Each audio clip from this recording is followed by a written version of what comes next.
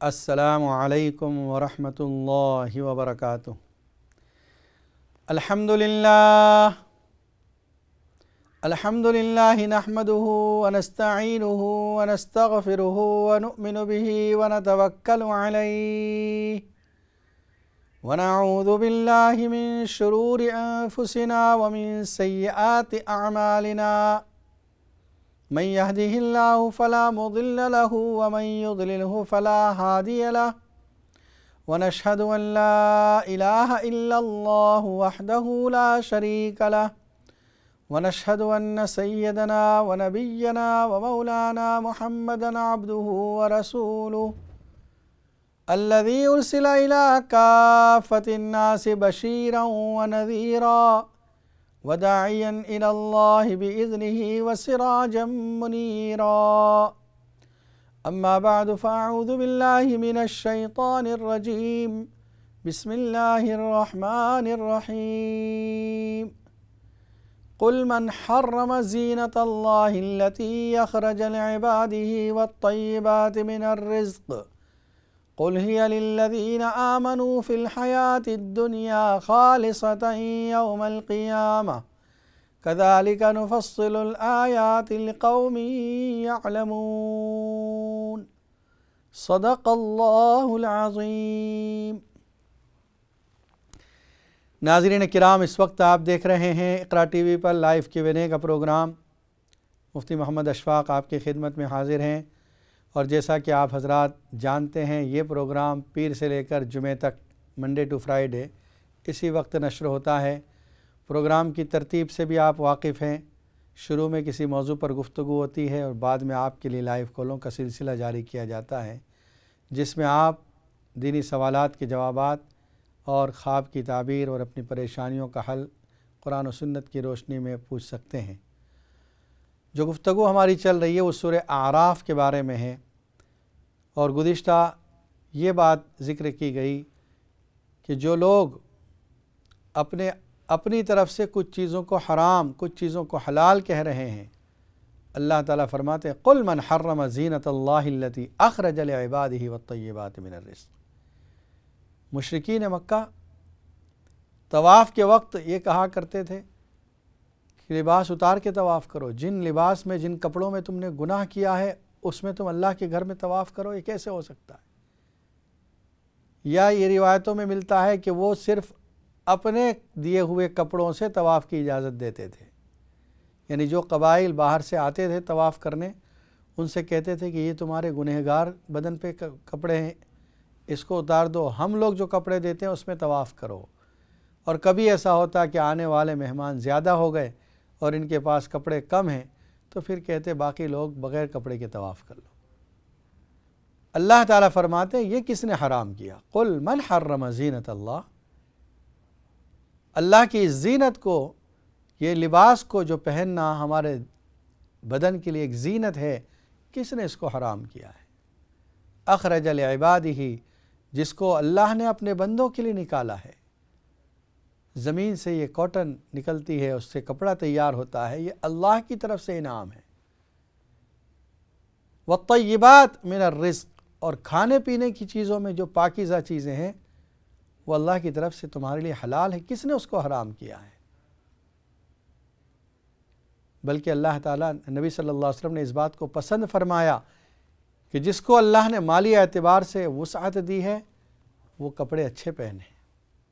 ایک صحابی حاضر ہوئے، ان کے بدن پر میلے کچیلے کپڑے تھے، پھٹے پرانے کپڑے تھے۔ آپ نے پوچھا الک مالن؟ انہوں نے کہا کہ ہاں، یعنی آپ نے پوچھا مال ہے؟ تو انہوں نے کہا جی ہاں۔ آپ نے پوچھا من یہ مالن، کون سا مال ہے؟ کہا من الابل والبقر والغنم، اونٹ بھی ہیں، گائے بھی ہیں، بکریاں بھی ہیں۔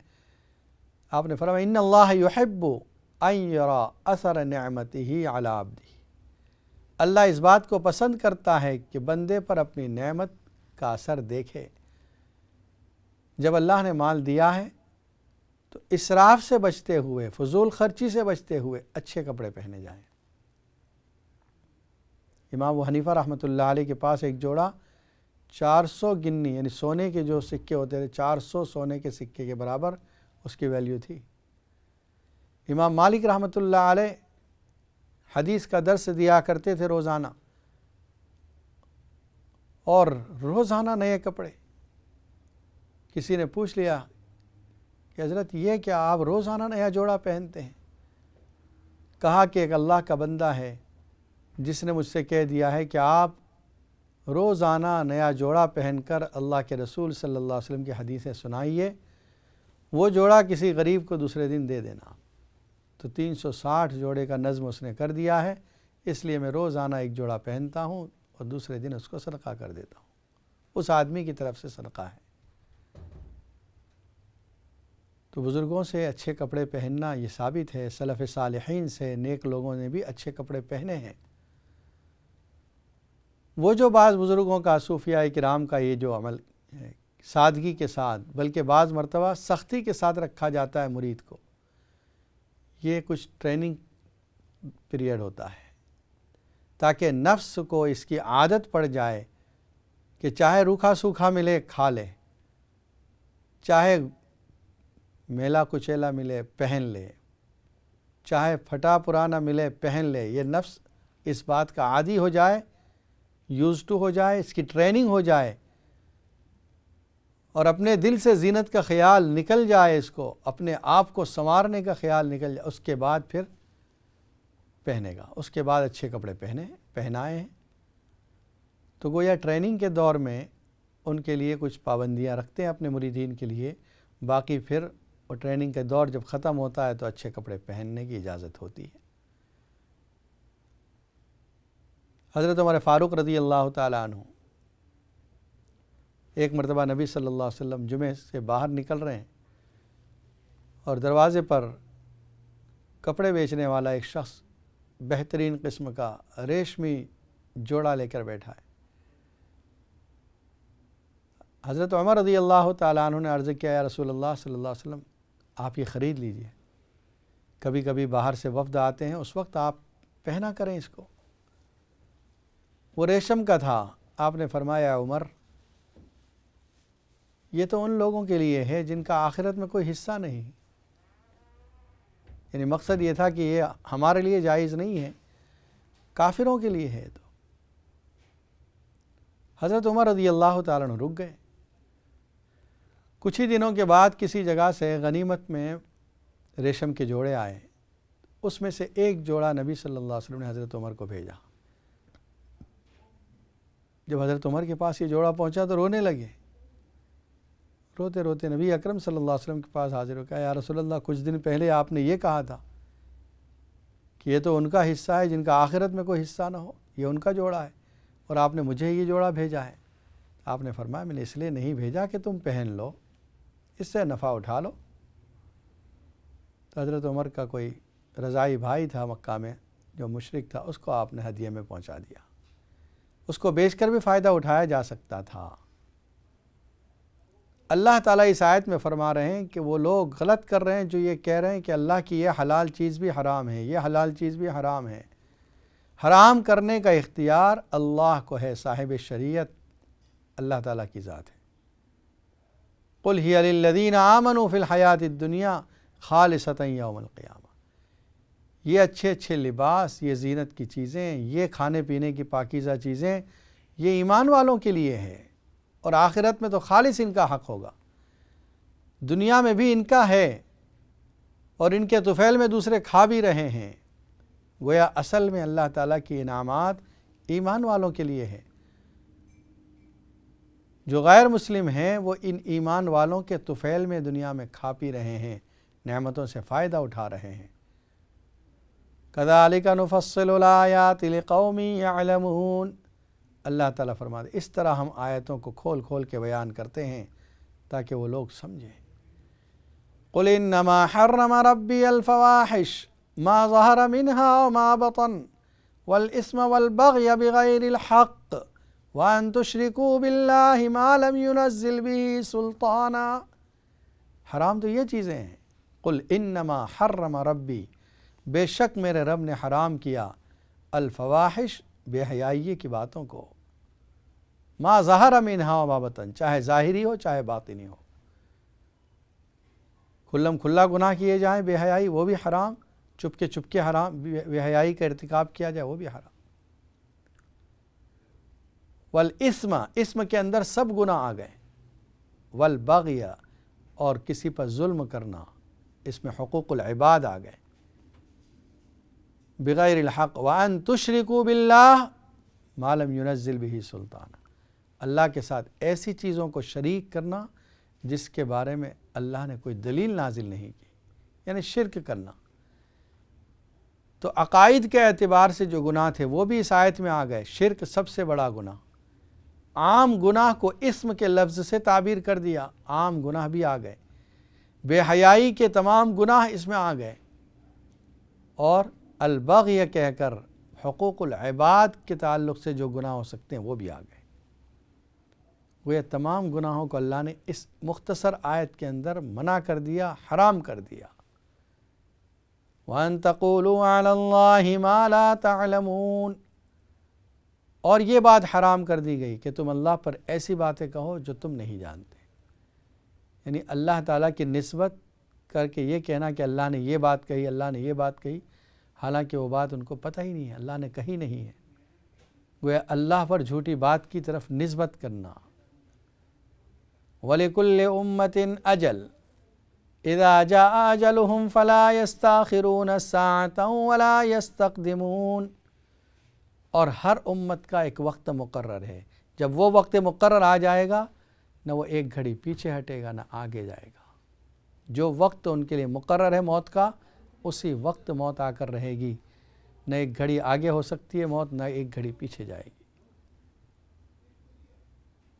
ان اجل اللہ اذا جاء لا یؤخر، بے شک اللہ کی طرف سے وقت مقررہ جب آتا ہے وہ مؤخر نہیں ہوتا، لیٹ نہیں ہوتا. ناظرین کرام، اس وقت آپ دیکھ رہے ہیں اقرا ٹی وی پر لائیو Q&A کا پروگرام. مفتی محمد اشفاق آپ کی خدمت میں حاضر ہیں. اور جیسا کہ آپ جانتے ہیں پروگرام کے اس دوسرے حصے میں آپ کے لیے لائیو کالوں کا سلسلہ جاری کیا جاتا ہے. فرانس سے کالر لائن پر موجود ہے. السلام علیکم ورحمۃ اللہ وبرکاتہ. وعلیکم السلام ورحمۃ اللہ وبرکاتہ. شیخ میں رقیہ کرنا وا لوکاں تے، جی اور رقیہ جی مطلب فی سبیل اللہ کرنا وا. کئیاں دے تے جن ہوندے نے، کئیاں تے شیاطین ہوندے نے. جس وقت شیاطین ہوندے نے انہاں میں مار دینا. لیکن میں میرے مطلب میں آئی ایم کنٹینیوئنگ دس. میں مطلب کافی عرصے تو کر رہا ہوں، اور شیخ بن علیمان بھی مطلب اکثر ای میل سے گلاں ہوندیاں. لیکن مینوں ایک فکر پی گئی ہے، جس طرح کہ اللہ سبحانہ و تعالی میرے تو ناراض ہو گیا. کیسے؟ جس وقت میں گھر تو باہر نکلدا سا پہلے تے بھاویں او ککڑ پرایا ہے کسی دا ککڑ ہے بہت کافی دور جس علاقے چ میں گزردا سا او بانگاں شروع ہو جانیاں سا. ہوں جس وقت میں مطلب نکلنا وا من کتیاں دیاں بھی آوازاں آندیاں نے. اور کتے جس وقت میرے کول کسی میں مطلب کافی بار دے بھی اگر لوکاں نو تبلیغ کر رہا وا، وہ میرے کول دیکھ کے سر چکا کے پرے ہو جاندے نے. مینوں مطلب یہ وے کہ یا ربی منو تے تو 3 بجے راتی اٹھا دیندا سا الارف سنانا سے. نہیں تو آپ جو لوگوں کو پیغام دیتے ہیں وہ کیا پیغام ہوتا ہے؟ وہی پیغام ہے جو رسول اللہ صلی اللہ علیہ وسلم نے دیا. اچھا ماشاء اللہ. اور میری تبلیغ ان پہ ہوتی ہے جن کے اوپر بہت سارے ٹیٹوز ہوتے ہیں، ان کے بدن بھرے ہوئے ہیں ٹیٹوز کے لیے. لیکن میں جتنا بھی وہ مطلب the much soft I can be، جتنا نرم میں ہو سکنا ہوں. اور وہ من کہنے تو بہت نرم آدمی ہے. لیکن مطلب میرا ہے کہ کئی دفعہ میں مطلب 84 سال پرانی بوڑھی عورت جیڑی ہے مطلب مسلمان بھی ہوئی ہے میرے ہاتھوں. اچھا جس نے کلمہ بھی پڑھا ہے ماشاءاللہ. اور خدا دی ذات نے منو مطلب دل دا لا کے بھئی دل دے میرے تکلیف ہے. منو اتھوں نہ ہاسپٹل تو ایک اور شہر کھڑے ہے، اور اس شہر دے وچ میں 2 گھنٹے بعد تبلیغ کر رہا سا. اچھا ماشاء. لیکن مینوں جڑا ہن ہے کہ خدا دی ذات ناراض ہو گئی میرے نال. ہن ککڑاں دی آواز نہیں آندی. اچھا ٹھیک ہے انشاءاللہ بتاتا ہوں. اور شیاطین دی آواز مینوں آندی ہے جس وقت آپس وچ گلاں کردے نے پتھراں دے وچ جہاں چوہے نہیں بولدے. جی وہ چوہیاں دی آواز. اور جس وقت میں آیت الکرسی پڑھنا وا انہاں نے کہنا مطلب خروج ادعو اللہ ادعو المسلمین چلے جانے. اچھا ماشاء ٹھیک ہے انشاءاللہ بتاتا ہوں میں ابھی آپ کے بعد. جزاک اللہ خیر واحسن الجزا. السلام علیکم ورحمۃ اللہ. اور ایک کال لائن پر موجود ہے. السلام علیکم ورحمۃ اللہ وبرکاتہ. وعلیکم السلام ورحمۃ اللہ وبرکاتہ. مجھے نا مفتی صاحب اپنی سسٹر کے لیے ایک خواب کے بارے میں پوچھنا تھا. کیا دیکھا اس نے؟ ان کے 10 سال ہو گئے کہ بچے نہیں ہیں نا, تو انہیں ڈاکٹر نے سجیسٹ کیا ہے IVF ٹریٹمنٹ. تو انہوں نے استخارہ کیا خود کے لیے کہ اس کے لیے کامیابی ہے کہ نہیں. تو انہوں نے دیکھا ہے کہ وہ بڑا سا سوئمنگ پول ہے بلو کلر کا, بٹ اس میں پانی نہیں ہے, اور وہ اپنے ہسبینڈ کے ساتھ ہیں, اور وہاں پر کوئی 3-4 اور کپل ہیں جو کہ گورے ہیں, اور پانی جو ہے نا اوپر روف میں سے چھت میں سے شاور کی طرح آ رہا ہے. اور وہ کہتی ہیں کہ وہاں سے ایک کاکروچ نکلتا ہے, اور ایک گوری ہوتی ہے وہ اس کو مار کے اس کو پھینک دیتی ہے. پھر اس کے بعد 2 اور نکلتے ہیں, اس کو اس کا ہسبینڈ کرتا ہے.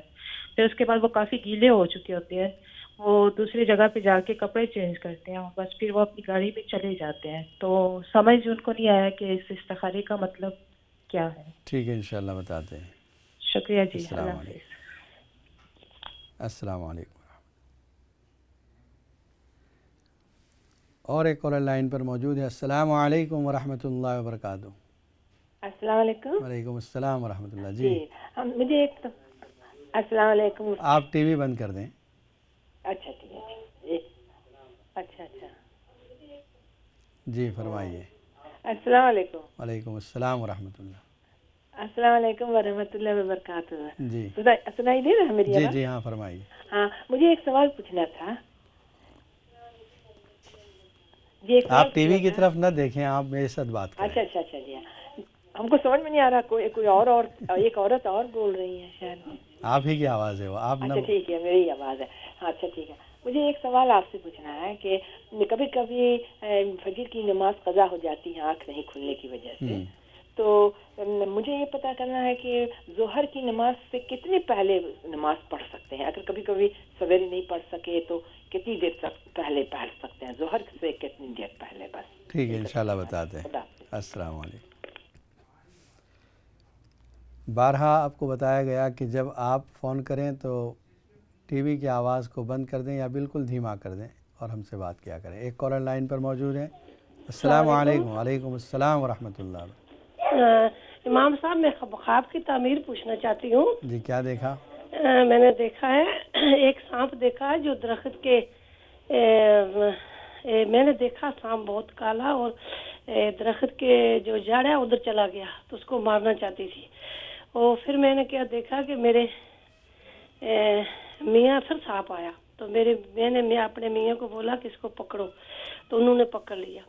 جب انہوں نے پکڑا اور ہاتھ سے, تو اس کا جو منہ ہے میں اس کو پتھر مار رہی ہوں, اور میرے میاں اس دنیا میں نہیں ہیں. جب وہ پہلی مرتبہ جو نظر آیا تھا درخت کی جڑ میں گیا, اس کو آپ نے نہیں مارا؟ نہیں وہ بولتی ہوں مارو تو وہ جلدی غائب ہو گیا. پھر دوسرا آیا تو اس ٹائم میرے میاں بھی وہاں تھے. پھر جو ہے نا وہ میں ان سے بولتی ہیں یہ لوگ اس کو مارو, تو انہوں نے لپڑا, اور جو سانپ کا منہ ہے نا وہ اس سے میں ایک پتھر مارتی ہوں تو میری آنکھ کھل جاتی. ٹھیک ہے انشاءاللہ. میرے میاں اس دنیا میں نہیں ہیں. ٹھیک ہے انشاءاللہ بتا دیں. السلام علیکم. وعلیکم السلام.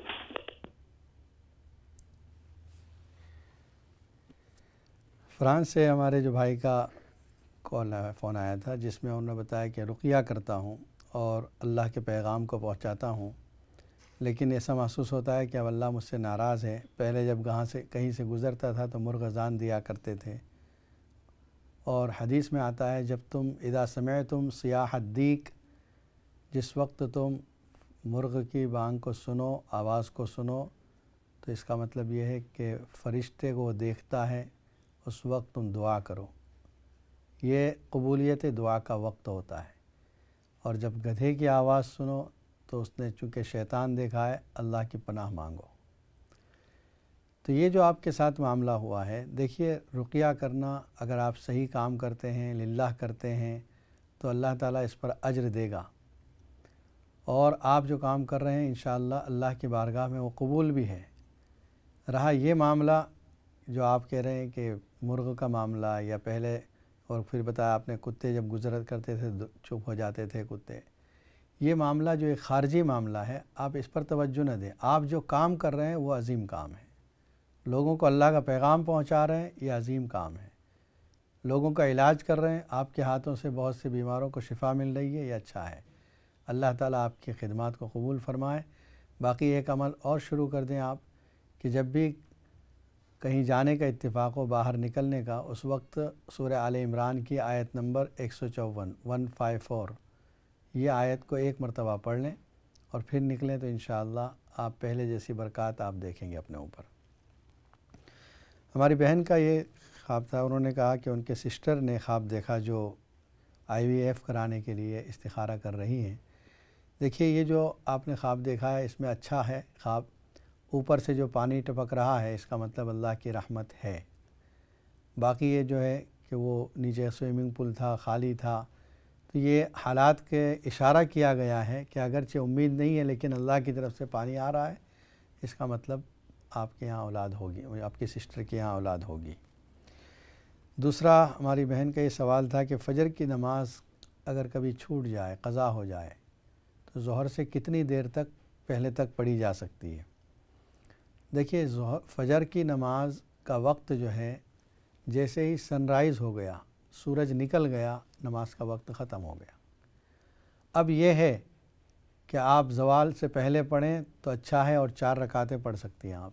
2 رکعت سنت بھی پڑھیں گی 2 رکعت فرض بھی پڑھیں گی. زوال کا ٹائم جو بگننگ آف ظہر ہوتا ہے اس سے 10 منٹ پہلے آپ فارغ ہو جائیں. جیسے اگر 1 بجے زوال لکھا ہے تو 10 to 1 کو آپ نماز سے فارغ ہو جائیں فجر کی. اس لیے کہ ابھی زوال کا مطلب 1 بجے سے وقت مکروہ شروع ہوگا پھر 1 بجے کے بعد ظہر کا وقت شروع ہو جائے گا تو 10 منٹ پہلے فارغ ہو جایا کریں. لیکن کوشش کریں کہ اگر اس سے پہلے آپ اشراق یا چاشت کے وقت میں پڑھ لیں تو اور اچھا ہے. صرف فائدہ یہ ہوگا کہ ظہر سے پہلے تک پڑھنے میں آپ کا 4 رکعت پڑھی جا سکتی ہے ظہر کی فجر کی سنتیں بھی اور فرض بھی. جیسے ہی زوال ہو گیا تو اب صرف 2 رکعت فرض نماز جو فجر کی ہے وہی پڑھی جائے گی. ہماری بہن کا جو خواب دیکھا انہوں نے کہ سانپ ایک درخت کی جڑ کی طرف جا رہا ہے اور وہ ان کے ہاتھ میں نہیں آیا چلا گیا.